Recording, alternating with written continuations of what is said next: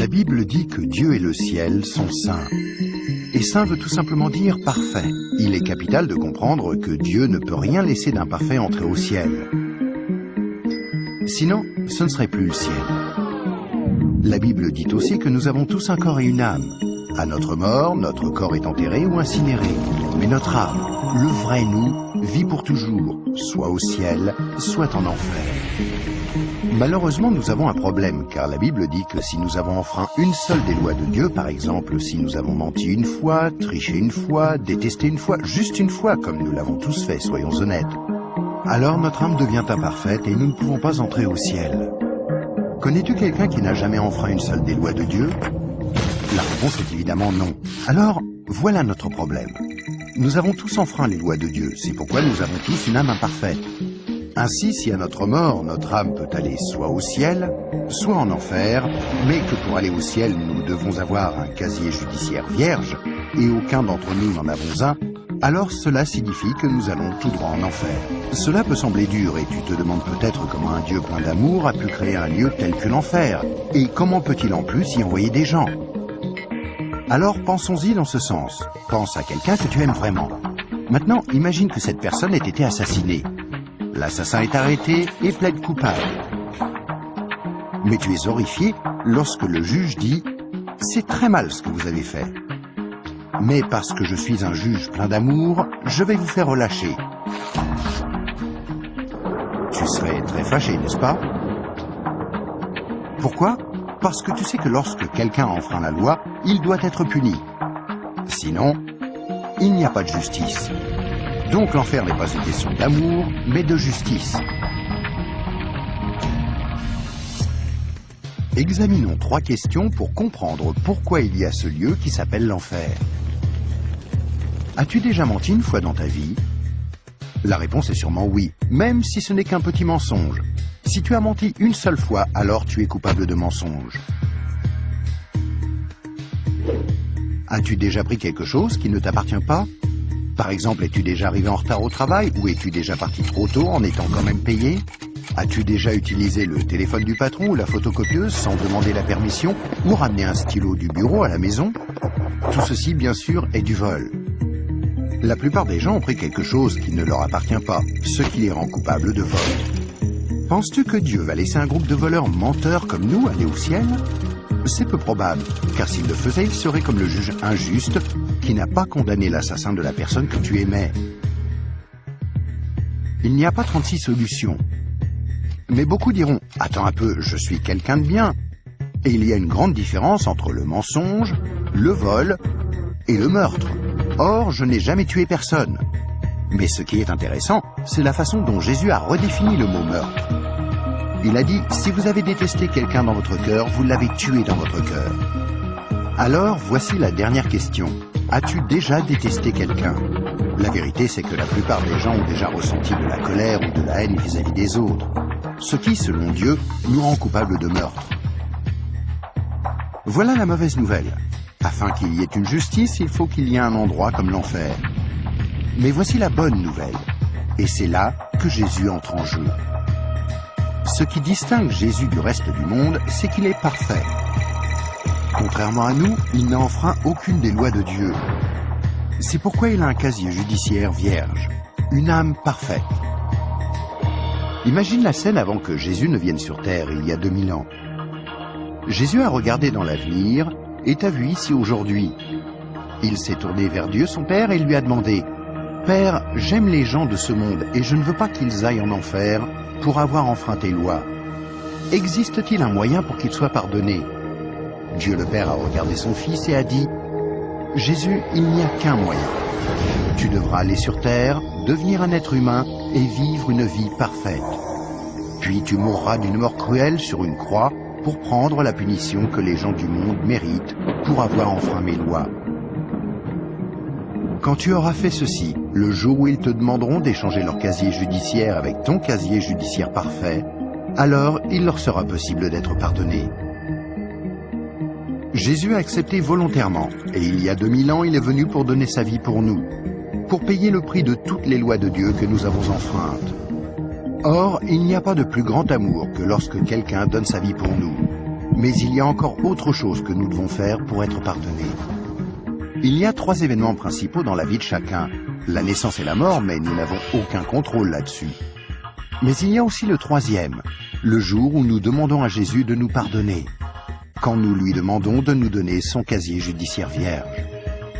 Il y a certaines idées reçues à ce sujet, mais dans la Bible, le principe du pardon de Dieu est clair. Nous ne sommes pas pardonnés en étant baptisés ou confirmés, ni même en priant occasionnellement, ou en allant à l'église, ou en croyant en Dieu, ou en essayant d'être bons. Ce sont toutes de bonnes choses, mais aucune ne nous accorde le pardon. Jésus a dit qu'il y a 2 choses que nous devons faire pour être pardonnés. La première est que nous devons avoir la volonté de nous détourner de tout ce que nous savons être mal et demander pardon à Dieu. Remarquez le mot « volonté ». Il y a peut-être certaines choses que nous nous sentons incapables de renoncer par nos propres forces, telles que dépendance, mauvaises habitudes ou des obsessions. Mais là n'est pas le problème. Dieu nous aidera du moment que nous en avons la volonté et que nous voulons nous détourner de ces choses-là et demander pardon à Dieu. La deuxième chose que nous devons faire, c'est faire totalement confiance à Jésus. Si Dieu t'a créé, ainsi que l'univers tout entier, ne penses-tu pas qu'il mérite d'être la personne au centre de ta vie? Faire totalement confiance, c'est reconnaître que Jésus est ton sauveur et accepter de le suivre. Quand tu es né, c'est comme si Dieu avait ouvert un livre sur ta vie. Maintenant, garde en tête que Dieu voit tout ce que tu fais. Il connaît chaque attitude, chaque pensée, chaque motif et chaque action. À chaque fois que nous brisons juste une des lois de Dieu, c'est écrit dans ce livre. Tu imagines bien qu'à la fin de nos vies, il y a toute une bibliothèque de livres contre nous. Mais quand tu te tournes vers Jésus et que tu lui fais confiance, il se passe quelque chose d'incroyable.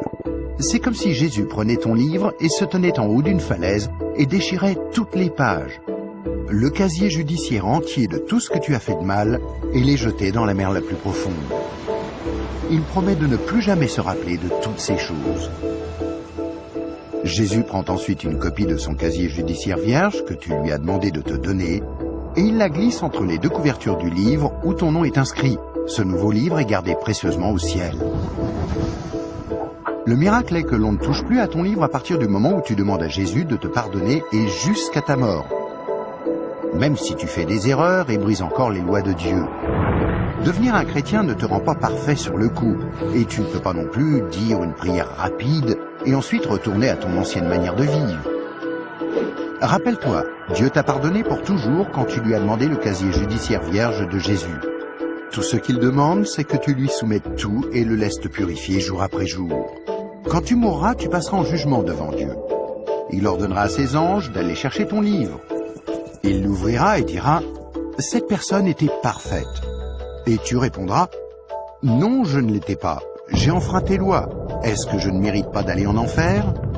Et Jésus te dira « Selon la justice, tu mérites d'aller en enfer. Tu as enfreint mes lois, et certaines, de nombreuses fois. Mais, mon enfant, tu as mon casier judiciaire vierge.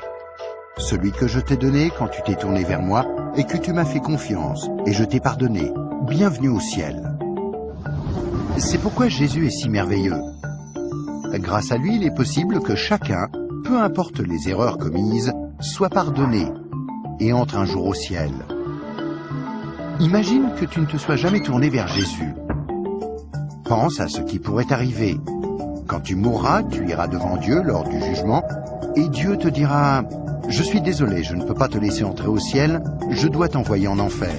Tu ne m'as jamais demandé de te pardonner. Je t'aimais tellement que j'ai tenté par 6 façons différentes d'attirer ton attention. Premièrement, je suis mort sur la croix pour prendre sur moi ta punition.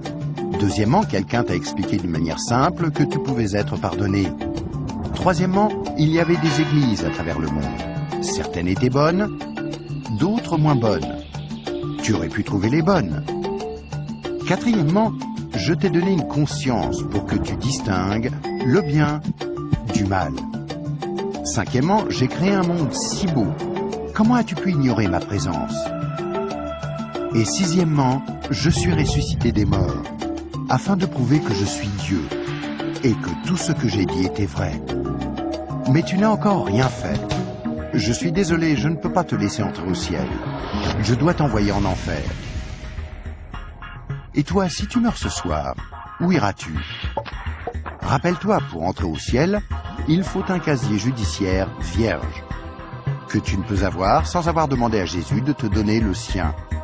Afin de recevoir ce don gratuit, tu dois faire seulement 2 choses. Tout d'abord, tu dois vouloir te détourner de tout ce qui est mauvais dans ta vie et demander pardon à Jésus.